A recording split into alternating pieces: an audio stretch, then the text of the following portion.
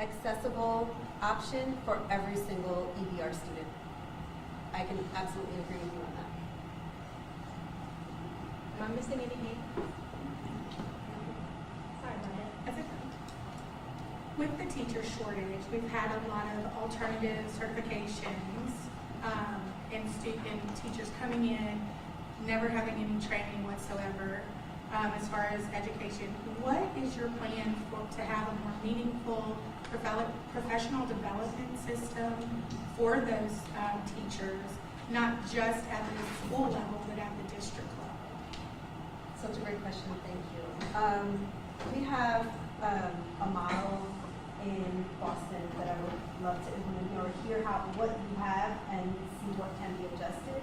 It's called, we have new teacher developers. So every new teacher that comes into the district, regardless of if they're coming in within 0 to 3 years of the profession, they are assigned to a new teacher developer. New teacher developers spend half of their time in the classroom and half of their time developing the needs. Right? So they are their coach, their mentor, they're the shoulder to cry on, they're the what the heck do I do about management, how do I organize my routines, rituals, my morning meeting, how do I make sense of EL, etc. So they meet one-on-one with them, and they also come together as a cohort on a monthly basis. They have release time in the classroom to meet and be provided with that cohort-based experience. It's important. I think in those first 3 years, people decide this is for me or not, and it needs to be supportive, and they need to feel successful in order to stay. One thing that I said in the other meeting that I'll repeat here that I think is relevant and important is that the salary schedule goes like this over the years, right? Where you have little bumps along the way and then a big increase after year 25, 30, etc. I think the research shows across the country, and the economists are saying, if you pull some of that bump, not all of it, but some of it into the first 3 to 5 years of teaching, people experience that salary increase, and that alongside support, meaningful support that will help them navigate the very difficult first year, the very difficult second year, third year, etc. They will start to say that, okay, well maybe this is doable, right? Maybe I can hang a little bit longer, right? So I think it's practical, and it can be implemented with the current staff. I have a question. If we contacted the staff at Journey into Education and Teaching, what would they identify as some of your strengths and some of your weaknesses? And what are you hoping that anyone that was an employee of yours gained from you or learned from you? Because as a leader, your job is to guide others. So Yes. what do you hope that you learn? I love the question. So first of all, I have really strong relationships with everybody that I've worked with for or have supervised. I wish like we could call Romy and Jasmine right now, and they would tell you, oh, we're so sad that she left. But I left them so that they could have a joint opportunity to lead that organization. So 2 young, emerging leaders of color, both with their master's degree at Harvard in education, and I thought to myself, in this small organization, we're serving 30 teachers a year. We're too top heavy. You don't actually need me. Jazz and Romy together can lead this organization. So as soon as I recognized that, my job became developing them and handing the reins over to them so that they could lead the organization. So I think they would say that I supported them, they felt supported, they felt seen, they felt heard, and valued. There were basic things that were not in place in the organization. It was a very brand new nascent nonprofit. They didn't have a payroll schedule. They didn't know when they were going to be paid. They didn't have benefits in place. They had one email inbox for all of the staff. So I helped them just get basic infrastructure up and running. So they'd say that they felt supported and seen, and like I gave them opportunities for growth. Areas for improvement, they would probably tell you that at times I go really hard and I don't know when to stop, and they have to tell me, Andrea, did you take care of yourself today?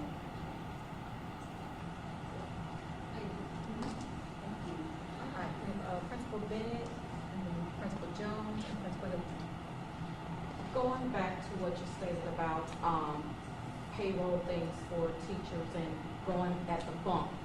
So my biggest question is, one of my questions is, and then I'll let someone else pass, what will be your focus as far as the competitiveness of pay for our teachers here in this district, being that a lot of our surrounding areas, even though they're smaller than our district, the pay for their teachers is way more. So how will we look at making the pay for teachers here in EBR more competitive than these other districts? Or with these other districts? So what I shared with you was one idea, right? I think we need to do a study of what the budget looks like historically and what the projections look like with enrollment over time. And look at that alongside the salary schedule. I don't know when was the last time there was a real true study done, right, of the salary schedule alongside the budget. What the budget looks like now and what the projections, okay, it was years ago, okay. So that's, retention would be my focus here. We have to retain the folks that are doing the great work, that are getting the results in partnership with principals, identifying those folks, recruiting, making sure that we're bringing the right folks in, and alongside that doing this study so that we can understand what's possible, what can the school system afford, what's reasonable. We have to stay competitive locally, otherwise we can't attract people. So that is a priority. It's very important.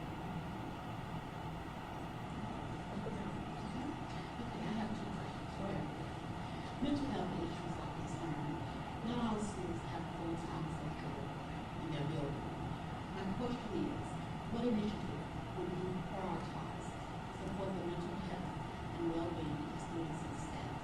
That's the first question. The second question is that, especially at the middle and high school level, there is concern about age students. What would you put in place as alternative learning environment for age students? Okay, thank you so much.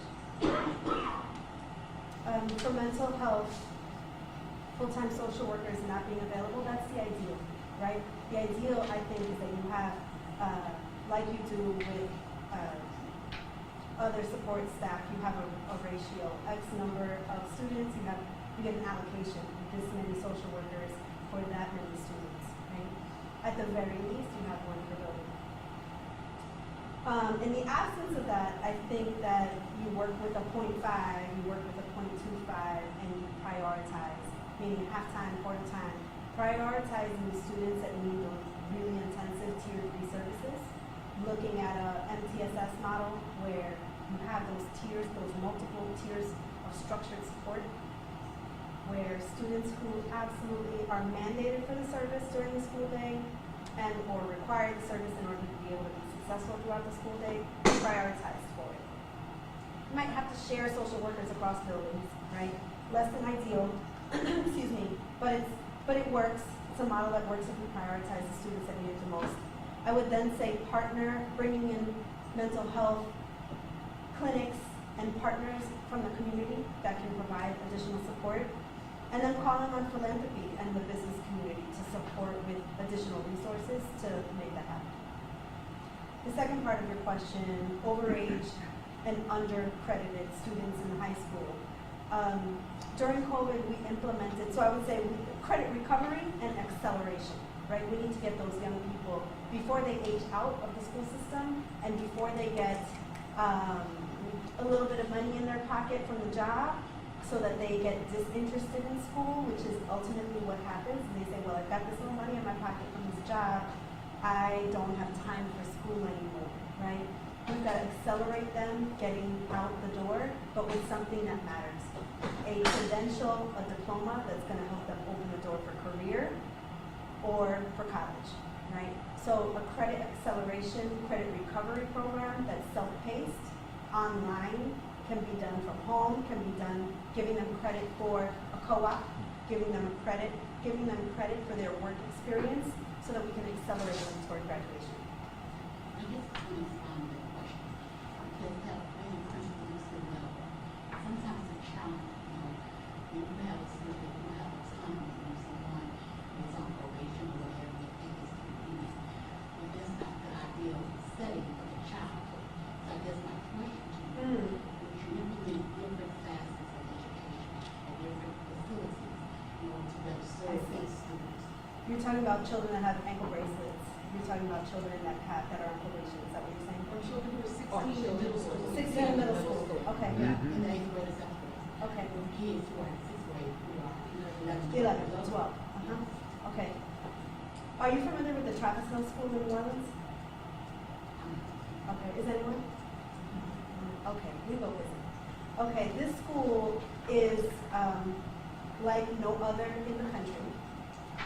There are some other schools that are starting to implement a similar model. But it is this school is, so this partially addresses your question, but not completely, but the first part. It is a school that is providing nurturing, relevant, high-quality educational services inside of the Juvenile Justice Center. Okay, so this is young people who are in secure lockup, right? They're in the juvenile jail. Okay, and there is a full school day that they're experiencing from 8:30 a.m. to 4:30 p.m. Before the school opened, what did they get? They got a worksheet under their door, and you're at school. That's unacceptable. And that's what happens in most places across the country. That's what schooling looks like for young people who are in secure lockup.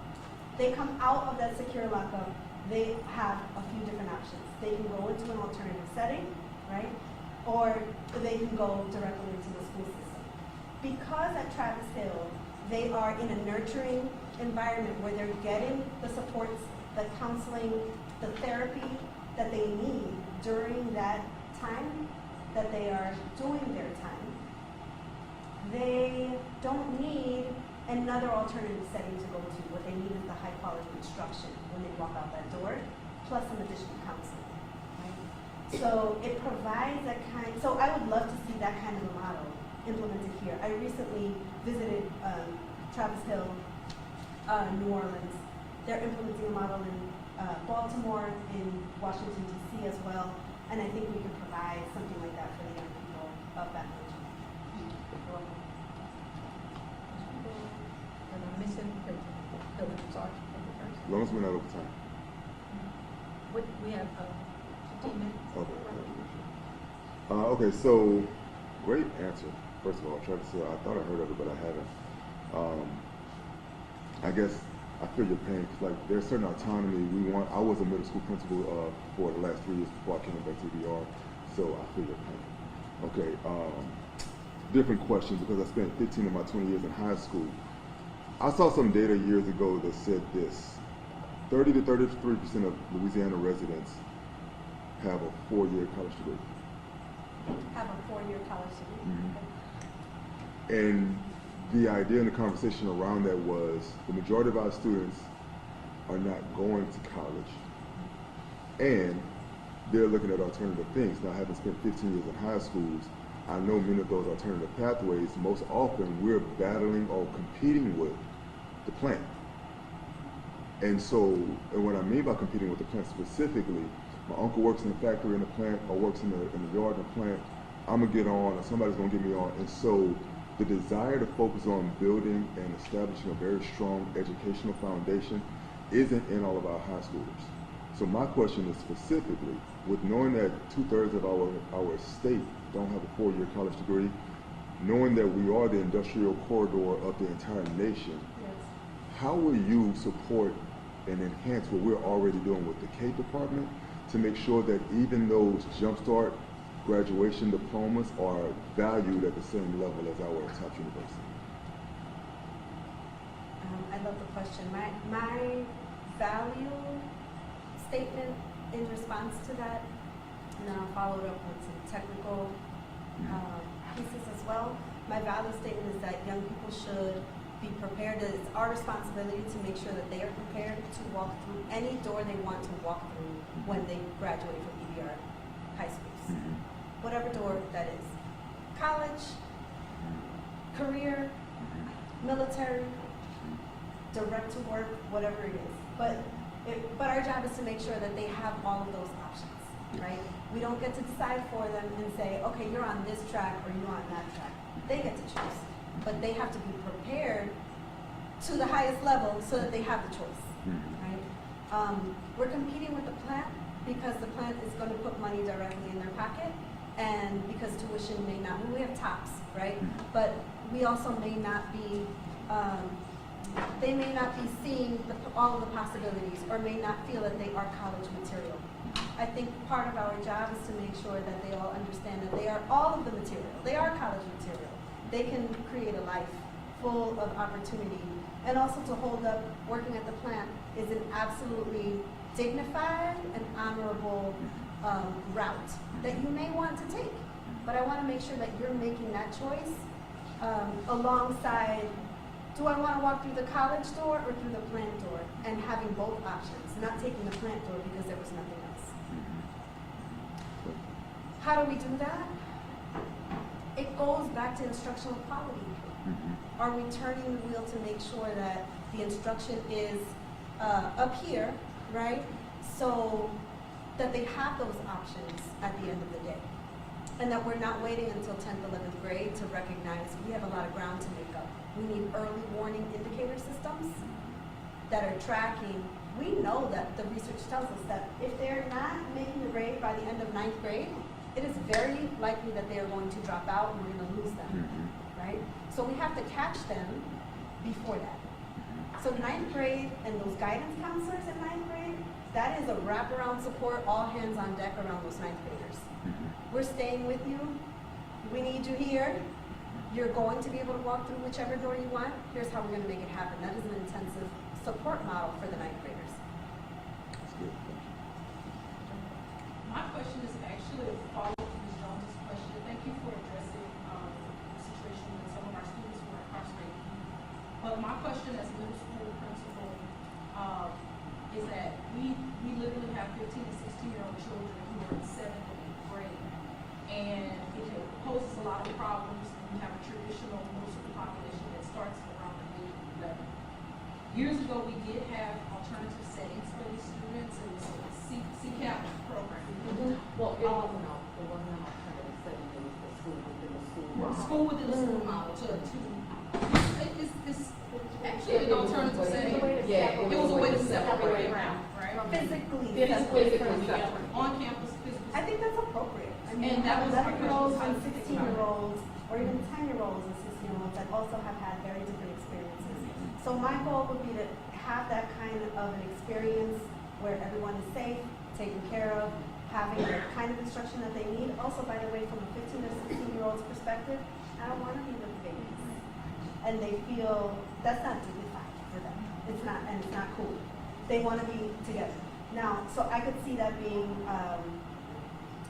they also need acceleration. So that's where I landed at the acceleration piece, because they can't go at the regular pace.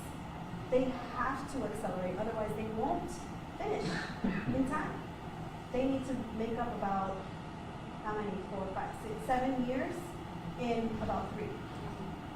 So a credit recovery accelerated model that's combination of online and wraparound supports for them is what I could see happening. I would be really curious to ask how CCAP worked, what went well, what didn't go well, why doesn't it exist anymore, and then build on some of those lessons. Just to piggyback off of what Ms. Brenda was saying, one of the biggest issues with the accelerated program with the middle school is not that we couldn't accelerate. However, with pupil progression here in this district, you can't accelerate a student past 8th grade without them sitting for the LEAP test. So how do we get past that in order to get those students? So you can't, I mean, correct. And to That's state add one more mandate. layer to So that. how do we work around that? But we also have the issue too, where our state has now limited the amount of credits that a student can graduate with on like an online platform, or the popular platform that we used to use to accelerate. It's now limited at 2 per school year and 7 total. That's a challenge. I'm gonna time this in. I think we have one more question from Ms. Noel, and I'm going to give you and. I'll have to roll up my sleeves and think with you all on what that needs to look like. I also think that there's potentially, we try to build some partnership with the friends at LDOE and bring them to the table and see what can be done. Maybe there's a creative pilot that can be created. Yeah, that's a challenge, but not one that I think is not insurmountable. But state mandates are what they are, right? So we have to work with them, engage the folks from LDOE and see if we can work some pilots or some workarounds that are most beneficial to young people. Maybe there's in New York, there's a portfolio approach, meaning that rather than sitting for, John, you're shaking, you're nodding your head, right? Instead of sitting for an exam, you demonstrate your competencies in a robust way through performance-based exams or performance-based assessments. So I want to push the envelope to see if there are other ways that young people can demonstrate their competencies.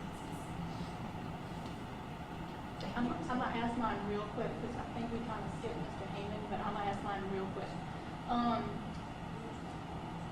We have another very vulnerable population of students, and that's our special education students. And as a, I'm a parent of a community-based student, and so it makes me a better principal because I'm able to really see what happens with those students at my school. But how can we ensure that our special education students get what they deserve? Not just what we think they deserve, but what they actually deserve and what we can do to help those children be the best student they can be, and train them to truly be able to go and be successful in life as adults. So what are your thoughts on that real quick? Real quick, I'll just say that it is incumbent upon the district, principals, and staff to make sure that we are meeting every portion of the IEP. And that's, if the IEPs are being, and that the IEP process and parental due process is being fulfilled, and that we're really, really doing that well. I know that in Boston we had a hard time with that. We were under consent decree, and we didn't have all the supports in place, especially during COVID. How do you do speech? How do you do physical therapy? Over Zoom. Right. You don't. Right. It became very difficult, and there was a backlog. So we have to catch up with the backlog. We have to make sure that children are receiving their services. And I would be looking at coordinators of special education and school leaders to make sure that the schedules are in place and everybody is receiving their services, and that they're not missing core instruction to go to speech, that they're not missing core instruction to go to PT. Because it's like you're emptying the bucket while you're filling another bucket, right? You're having to miss out on tier one. So scheduling and the operational logistics piece of that becomes so important because the schedules get really tricky the more students you have, as you all know. So that's one piece of it. I'd also say that differentiated and really particular programming for students on the spectrum, they need, especially when they get older and they're getting ready to graduate high school and enter workforce, we need life skills programs, preparing them to have some kind of dignified employment when they leave. That's important, and there are lots of models out there that work well, and being in partnership with community-based organizations that are supportive of students with particular needs like autism and Downs, right, so that they have the services that they need. Thank you. Mr. Heyman. There's only 1 minute, so I'll shorten my question. Will you expand central office? No, I don't think central office needs to be expanded. The org charts that I saw are robust.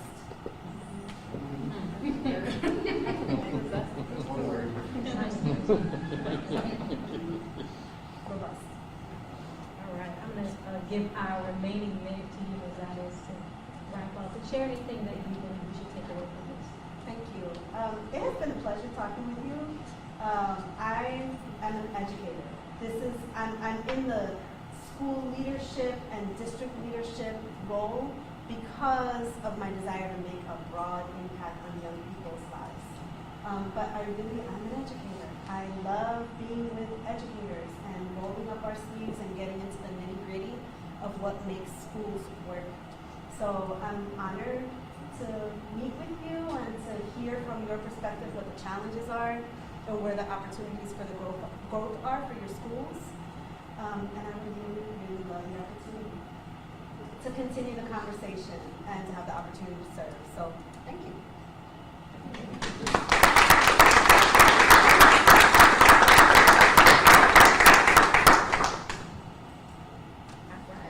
We still have cookies and drinks next door.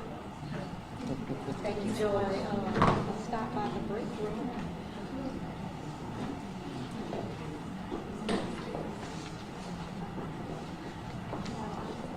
Mr. Wall, I didn't get what school you're at. I'm not presently teaching. Okay. I was Lewis Okay. asked me to come because we had conversations about some of these issues. I should have been a little more particular. It is really a curriculum question. Yes. And from the standpoint of So how are we making sure that STEM opportunities? a very strong education where I didn't form a logic first.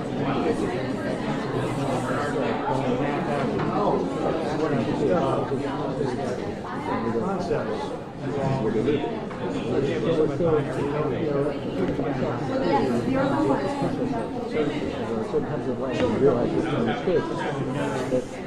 How to do that, you know that it's there. It's been a while. I want to say the last time we actually had a Especially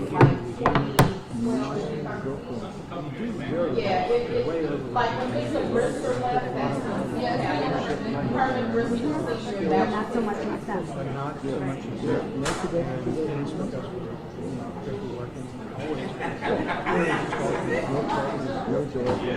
Louisiana was canteen.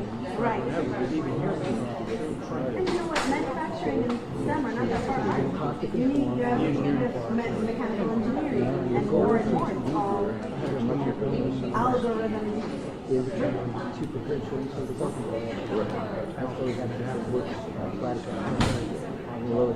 so I agree with Sounds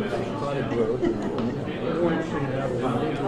The question was about the curriculum, especially when it's just give you it's a trivial. It results in one. So that was actually another question I did ask. It's a value. It's a value situation. It's a value issue. I don't have the So answer. we're on base 10, But base what 1, you base said 7, base makes me think about 16. it. Like I said, it's fish, that's fish on the water. Kids don't need These new things based on what you know. But there are other ways. Based on what I would. Thank you so much. Yes, I think And you're right. as long There as are other our core values are just get a job, just finish school, not even about finish school, but just finish school. Or don't finish school. Go get a job.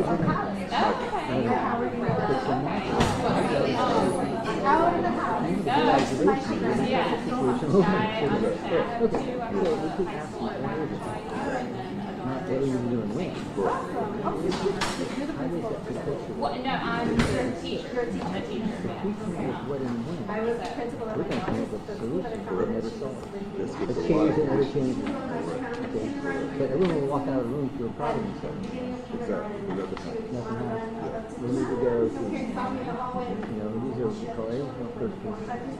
But for me, the question is, why are we so desperate? We're desperate. Okay? They go through some Codes. You ever read I know my life, yeah. Really? I've always been at the school. It's not simple. It's not simple. It's but I want to be you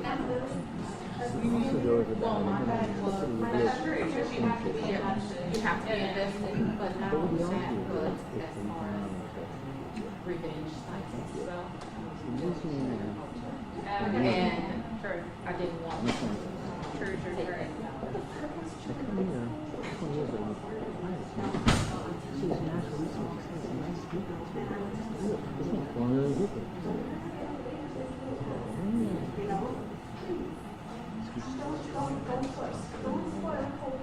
The most successful region we ever had was in 1830 by 1846. And at that time, Is it Bangor? Yes. Thank you. Oh, okay. Oh, no, I wasn't there. I think you probably see it. No, but that's all right. So you watch here, and we're true officers, when you go prison time, who's still a work hard, that's it. Oh, wow. Oh, wow. So check me out. Okay. So, then you need to ask, who's benefiting this? Got a big deficit. How many people are Yes. 30? We got a government of but anyway, that thing about residential content, if you put 10 to it, So they never want it. They won't want anything to do with it. look at a microscope or something. They're inquisitive, they're that's by nature.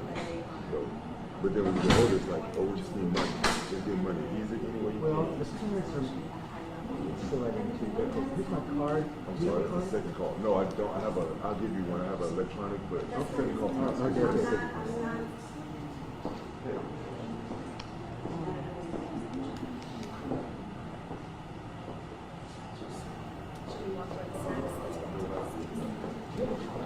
I do not have a card, but yes, please do.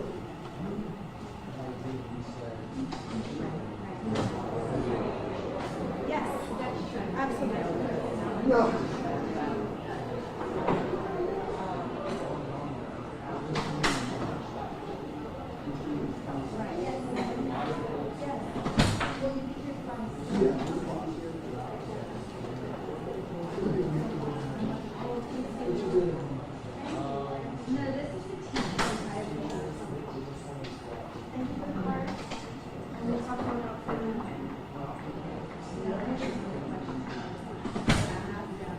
Yes. Since we're in the same group, just new candidates.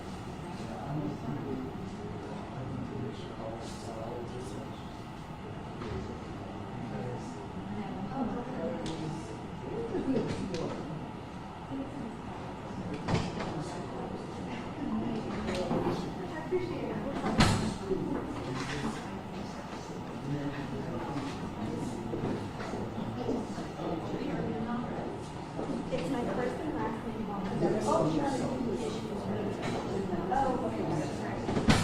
First and last name. Andrea Andrew. Yep. A-Y-A-S.